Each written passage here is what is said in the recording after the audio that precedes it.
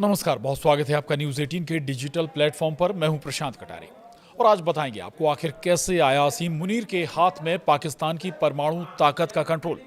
आखिर कैसे बन गए वो पाकिस्तान के सबसे ताकतवर व्यक्ति। दरअसल असीम मुनीर अब पाकिस्तान के पहले chief of defence forces CDF बन गए, जिससे उनकी शक्ति बढ़ गई है। मुनीर को नेशनल स्ट्रेटेजिक कमांड की निगरानी भी देता है ये, जो देश के परमाणु हथियारों और मिसाइल प्रणालियों का प्रबंधन करता है। इससे मुनीर देश के सबसे शक्तिशाली सैन्य अधिकारी बन गए। पाकिस्तान में असीम मुनीर की पावर अब और भी ज्यादा बढ़ गई है। असीम मुनीर के हाथ में अब पाकिस्तान की न्यूक्लियर ताकत का बटन लग चुका है। अब न्यूक्लियर ताकत का कंट्रोल मुनीर के हाथ में आ चुका है। हाल ही में शहबाज शरीफ सरकार ने पाकिस्तान के पहले चीफ ऑफ डिफेंस फोर्सेस यानी CDF के रूप में फील्ड मार्शल असीम मुनीर की आधिकारिक नियुक्ति की है। ये देश में बनाया गया एक नया और शक्तिशाली सैन्य पद है। इस नियुक्ति के साथ ही मुनीर अब तीनों सशस्त्र सेनाओं के शीर्ष प्रमुख बन गए।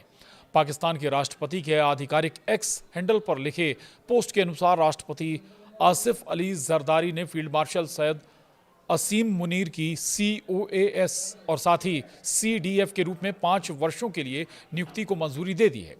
अब असीम मुनीर के पास न्यूक्लियर पावर का कंट्रोल होगा। जी हाँ, CDF का पद न सिर्फ तीनों सैन्य शाखाओं जिनमें थल सेना, नौसेना और वायुसेना पर अधिकार को मजबूत करता है, बल्कि ये उन्हें नेशनल स्ट्रेटेजिक कमांड की निगरानी भी देता है, जो देश के परमाणु हथियारों और मिसाइल प्रणालियों का प्रबंधन करता है।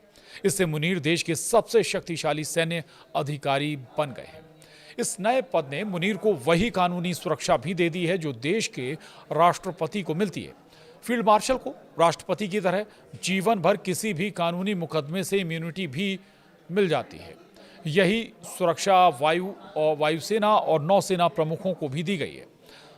पाकिस्तानी मीडिया रिपोर्टों के अनुसार अब CDF यानी चीफ ऑफ डिफेंस स्टाफ के पास उप सेनाध्यक्ष यानी vice chief of army staff VCOAS के पद के लिए नियुक्ति की सिफारिश करने का अधिकार होगा, जिसे बाद में संघीय सरकार की ओर से अधिकृत किया जाएगा। पहले इन नियुक्तियों को करने का कार्यकारी अधिकार नागरिक सरकार के पास होता था। आपको याद दिला दें, पाकिस्तान में सैन्य शासन का इतिहास रहा है। दरअसल 24 करोड़ की आबादी वाला परमाणु संपन्न देश पाकिस्तान अपनी स्थापना के बाद से 1974 से ही सिविल और सैन्य शासन के बीच उठापटक करता रहा है। देश पर खुलकर शासन करने वाले आखिरी सैन्य नेता परवेज मुशर्रफ थे, जिन्होंने 1999 में एक तख्ता पलट के जरिए सत्ता संभाली और 2008 तक राष्ट्रपति रहे। तब से सिविल प्रशासन औपचारिक रूप से सत्ता में रहा है। चीफ ऑफ डिफेंस फोर्सेस का पद पिछले महीने संविधान के 27वें संशोधन के तहत स्थापित किया गया था, जिसका मकसद सैन्य कमान को केंद्रीकृत करना था। यह नया पद chairman joint chief of staff committee यानी CJCSC की जगह लेता है, जिसे अब समाप्त कर दिया गया है।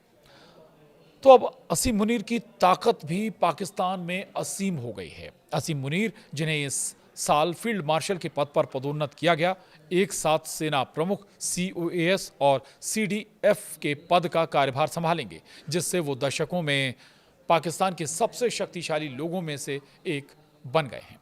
वो पाकिस्तान के इतिहास में पहले सैन्य अधिकारी हैं जिनके पास 5 स्टार रैंक फील्ड मार्शल और COAS और CDF की संयुक्त कमान एक साथ है। वो देश के इतिहास में फील्ड मार्शल का खिताब रखने वाले दूसरे सेनाधिकारी हैं।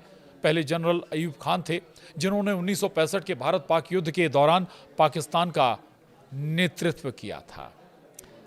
तो पाकिस्तान से जुड़ी ये खबर, इसमें बस इतना ही। नमस्कार।